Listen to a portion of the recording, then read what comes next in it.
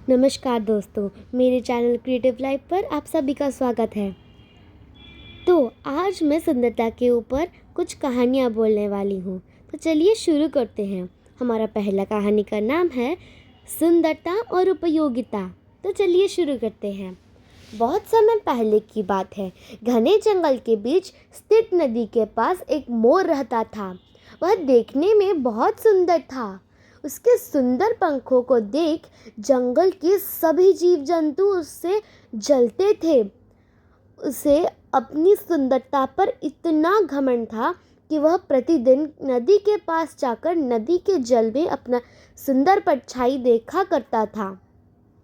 साथ ही साथ वह वहाँ अपनी चोंच से अपनी सुंदर पंखों को साफ करने की बाद दूसरे पक्षियों को अपनी सुंदरता दिखाने के लिए बड़े घमंड से चलकर अपनी चाल दिखाता और नाच कर जंगल के जीव जंतुओं का ध्यान अपनी ओर खींचने की कोशिश करता था।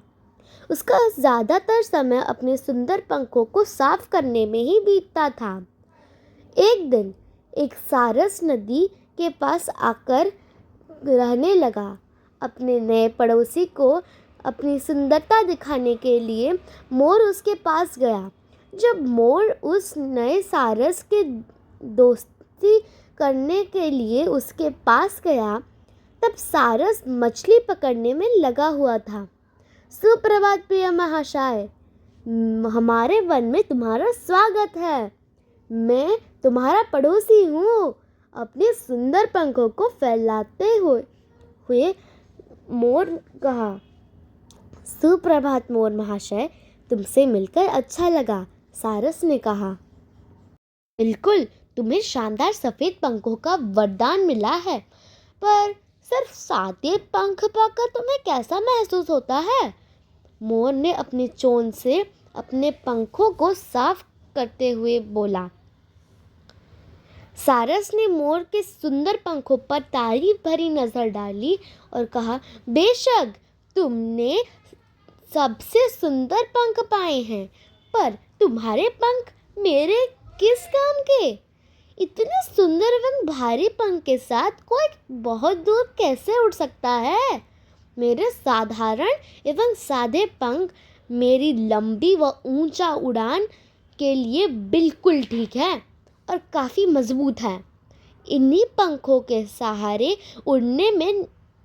उड़कर मैं नए नए जीवों एवं स्वादिष्ट खाने की चीज़ों से भरी हुई नई नई भूमि की खोज कर पाता हूँ। सारस की बातों को सुनकर मोर को सुंदरता के साथ ही इस्तेमाल की कीमत भी समझ में आ गई। उसने हमेशा के लिए अपनी सुंदरता पर झूठा घमंड करना छोड़ दिया और प्रकृति के साथ जीवों में सुंदरता देखने लगा। तो दोस्तों, तुम्हें ये कहानी कैसी लगी?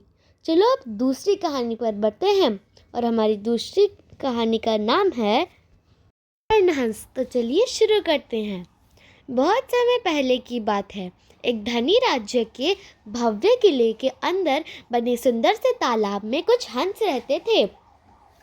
राजा उन हंसों से बहुत प्रेम करता था।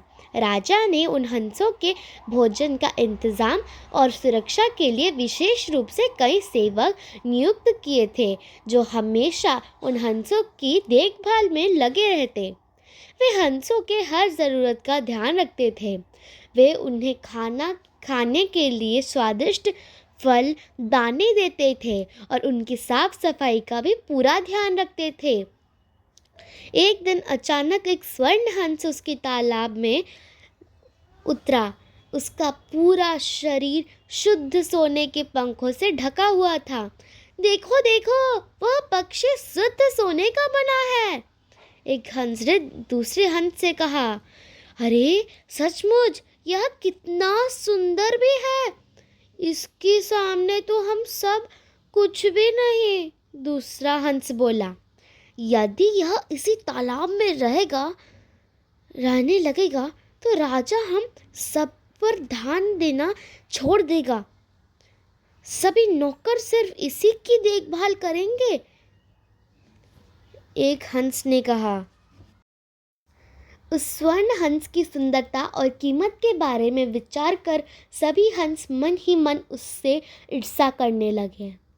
एक दिन सभी हंस परेशान होकर स्वर्ण हंस के पास गए और उससे तालाब को छोड़कर कहीं और चले जाने की विनती की। स्वर्ण हंस ने बड़े शांत होकर सभी की बात सुनी और बोला, प्रिय मित्रों, मैं तुम सबकी समस्या समझता हूँ, पर मैं यह तालाब छोड़कर नहीं जा सकता। इस किले के बाहर की दुनिया मेरे लिए सुरक्षित नहीं है। धन के लालची लोग मेरे शुद्ध सोने के बने पंखों के लिए लोभ में मुझे मार डालने के लिए मुझे ढूंढ रहे हैं। मुझे मालूम है कि इस राज्य का राजा लालची नहीं है।